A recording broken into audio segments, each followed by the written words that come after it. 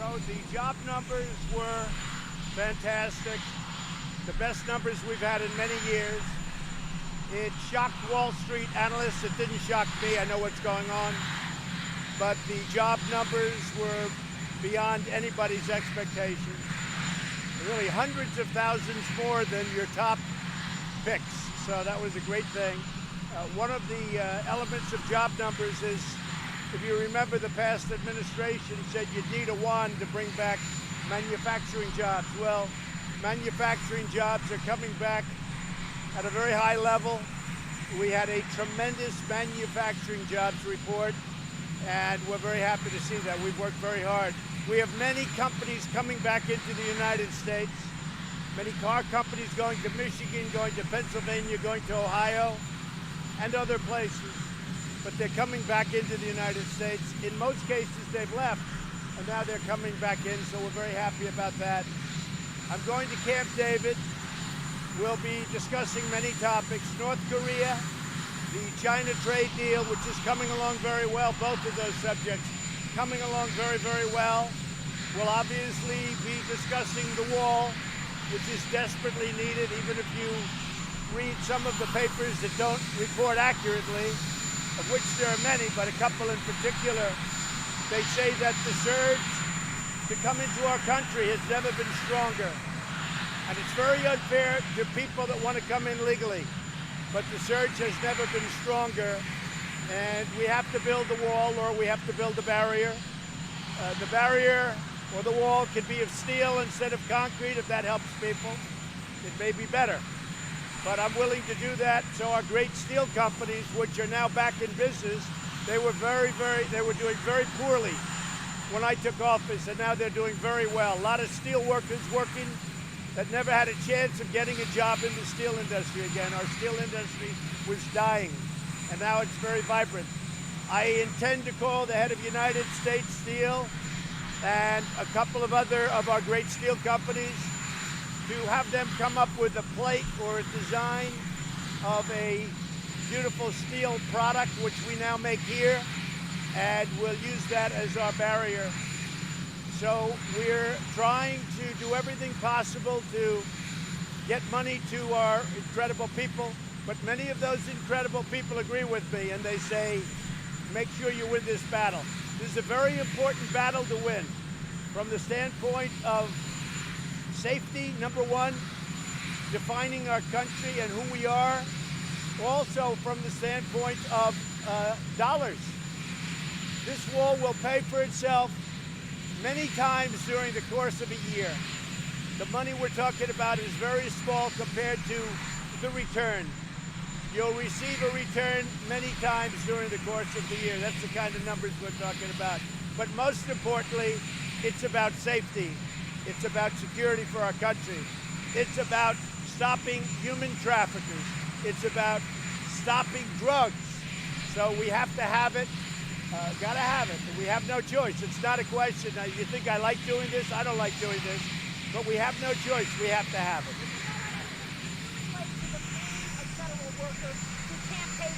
I can relate, and I'm sure that the people that are on the receiving end will make adjustments. They always do, and they'll make adjustments. People understand exactly what's going on. But many of those people that won't be receiving a paycheck, many of those people agree 100% with what I'm doing. And I will tell you, I just saw a poll, 75%, it was on Fox, but I just saw a poll, 75% that immigration is so important. And it is. It's a very big issue. I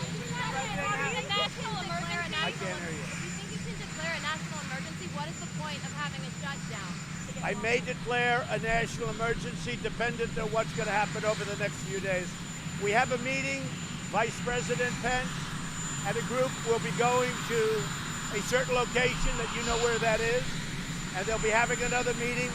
I don't expect to have anything happen at that meeting, but I think we'll have, nor does the Vice President, but I think we're going to have some very serious talks come Monday, Tuesday, Wednesday.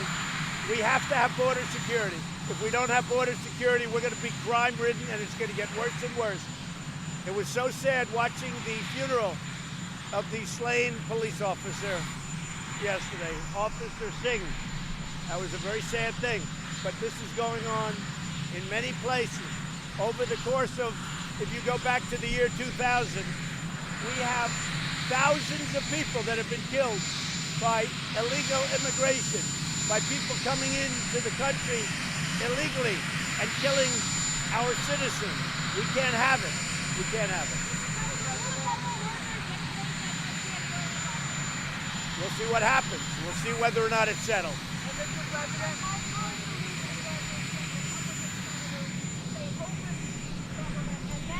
I will say this. I have tremendous support within the Republican Party. If you look at Congress, you saw, with all of the numbers, you saw just a very small group of people voting, and it wasn't really against, it was a vote to open. It wasn't against, because I think everybody agrees. Frankly, the Democrats agree that you need border security. They agree that you need a barrier. I put out a quote this morning of Barack Obama. I put out a quote this morning of Hillary Clinton in 2015. That was a few years ago. Strongly saying that you need a border to keep illegals out. And that's what you have to have. But it's not just illegal. It's criminal. It's drugs. It's the new phenomena that's been age-old, been going on for thousands of years, but it's never been worse than now because of the internet. Human trafficking, where they grab women, put tape over their mouth, come through our border, and sell them. And they go both ways, in both directions. Now, they don't go through a port of entry. That they'd be caught. But they go up where there's no wall. They make a right. They go to Mexico. Look, we better get smart. Human trafficking is a big business. It's a big deal. Dealing in children is a big deal. Children are probably the most harmed by not having the wall or its equivalent. But if you look at the human trafficking, they come in, they nab women, they grab them, they put tape over their mouth, they tie their hands, and they take them to another country, and they go right over that border. If we had a powerful wall or its equivalent, they wouldn't be able to do it because they'd have to go through ports of entry. Mr. President, how will a compromise look? How do you envision a compromise potential state? Look, I can say this. Everybody's playing games, but I can say this. I think that the Democrats want to make a deal. I really do. I feel that. We'll call it something different. I don't think I have to. That's for this year. We'll call it, we'll call it something different. A lot of work has been done on the wall. There's been tremendous renovation. And if you look in San Diego, there's been new wall built, which doesn't get reported. I don't know why. You don't want to report it. But take a look at San Diego and other areas. We've had new wall built. But we can do much more if they give us the money to do it. But a lot of work has already been done. You know, when they say build the wall, I don't say that anymore. I say finish the wall, because we have done a lot of work. If you know the $1.6 billion and $1.6 billion for 2 years, it had language in that really allows you to build a certain amount of wall, but mostly renovate existing walls. We've renovated a lot of walls, and they've done a very good job. You can't imagine doing like 2.5 or some figure. So we'll see what happens with DACA. DACA's right now before the United States Supreme Court. If the court does what most great legal scholars think they'll do, they won't give President Obama or President Trump the power to do what President Obama did. And if that happens, it will be a great thing for our country. You know why? Because we'll work out a deal very fast with the Democrats on DACA. We'll work out a deal very quickly with Democrats on DACA. We're waiting for the Supreme Court decision. We'll see how long the shutdown goes on. Look, this shutdown could end tomorrow, and it could also go on for a long time. It's really dependent on the Democrats. It's really depending on the Democrats.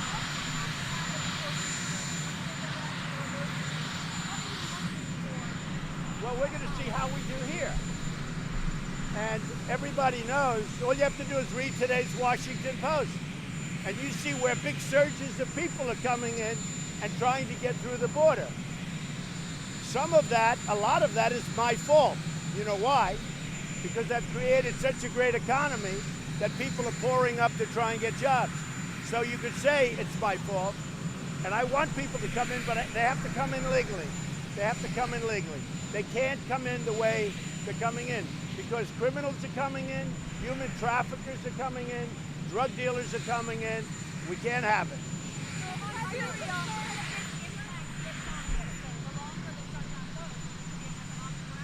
Our economy is doing so well. Nobody understands how well our economy is doing. Our economy is doing so well. And don't forget, I'm paying interest. I didn't have funny money to play with. President Obama had zero interest. I have interest to pay. And now a lot of people that weren't getting interest on their money for many years, you understand, they're now actually getting interest on their money. But he was playing with funny money because there was no interest. We're playing with paying interest, like in all fairness you're supposed to be doing. Mr. President, what do you expect out of the China talks on trade this week in Beijing? The China talks are going very well. I spoke to President Xi recently. I really believe they want to make a deal. The tariffs have absolutely hurt China very badly, but our country is taking in a lot of money through tariffs, a lot of money, a lot of tariffs, steel dumping tariffs and others. But I think China wants to get it resolved. Their economy's not doing well. They're down close to 38%. That's a lot. And I think that gives them a great incentive to negotiate. But we're doing very well with China. My relationship with President Xi is as good as any relationship that a president here has had with a president or leader in China. And I think good things are going to happen. Now, I say this, North Korea, we're doing very well. And again, no rockets. There's no rockets. There's no anything. We're doing very well.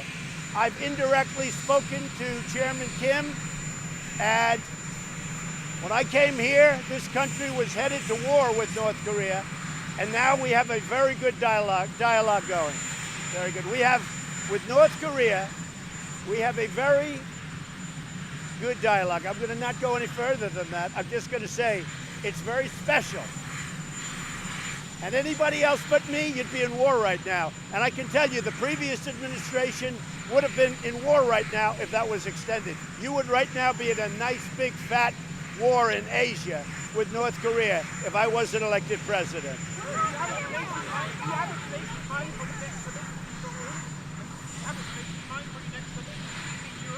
We're negotiating a location. It will be announced probably not in the not too distant future. They have made it very clear. In fact, they've actually said to the media that they would like to meet. And they do want to meet, and we want to meet, and we'll see what happens. But the sanctions remain in full force and effect, and they will until we have some very positive proof. But I will tell you, we are doing very well with North Korea, and we're also doing very well with China on trade. The other one is Iran. Iran is doing very poorly. Once I took the horrible Iran nuclear deal off, it's had a massive effect in Iran. They're pulling back troops all over the place. They're not doing well. They want to talk.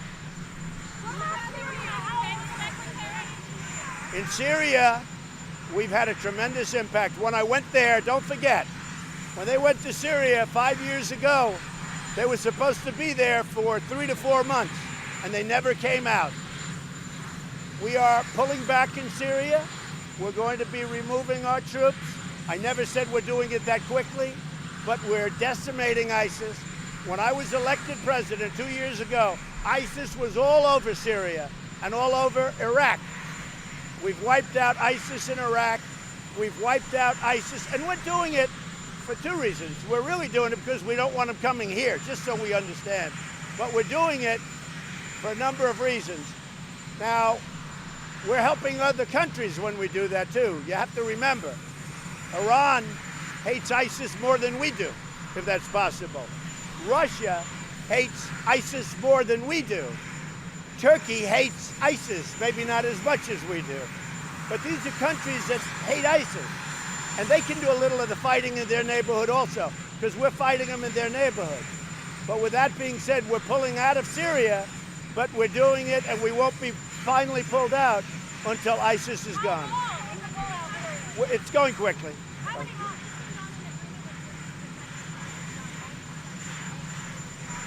John Bolton is right now over there, as you know, and I have two great stars. And John Bolton is doing a great job, and Mike Pompeo is doing a great job. They're very strong, and they work hard. And as you know, they're doing things that are very, very good. We're coming up with some very good results. Well, I'm in no hurry. I have acting, and my actings are doing really great. David is doing great at Interior. Mick Mulvaney is doing great as Chief of Staff. But I sort of like acting. Gives me more flexibility. Do you understand that? I like acting. So we have a few that are acting. We have a great, great cabinet. If you look at my cabinet, we have a fantastic cabinet. Really good. I think we're doing a great job in the shutdown negotiation. We have no choice. Look, there will be, excuse me, I'm totally involved, but I'm involved with principles, because ultimately it's going to be solved by the principles. Schumer and Nancy Pelosi and myself can solve this in 20 minutes if they want to. If they don't want to, it's going to go on for a long time.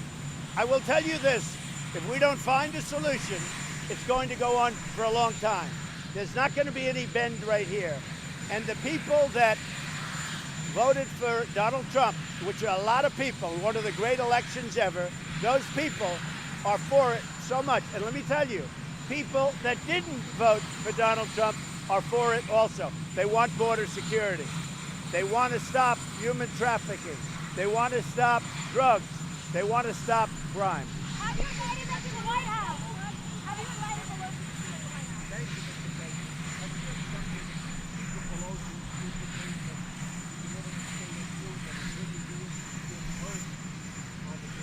I will be making the State of the Union on January 29th, and I look forward to it. I look forward to it. And I look forward to speaking really before the world. We have a lot of great things to say. Our country is doing better than any country in the world right now. Our military is almost completely rebuilt. When I took it over, it was a mess. It was depleted. Our trade deals are going great. We have a deal with Mexico, with Canada, with South Korea. We're negotiating with Europe, the European Union. We're negotiating with China, which is by far the biggest of them all. We're doing very, very well. Very, very well. Yeah, we're looking into that. We're looking into that, yeah. Look, they have to do what they have to do, but many of those workers agree with me. And I think, frankly, there's been very little of that so far, as you know, very, very little. Mr. President, are you okay anymore? Thank you, everybody. Mr. President, are you concerned politically?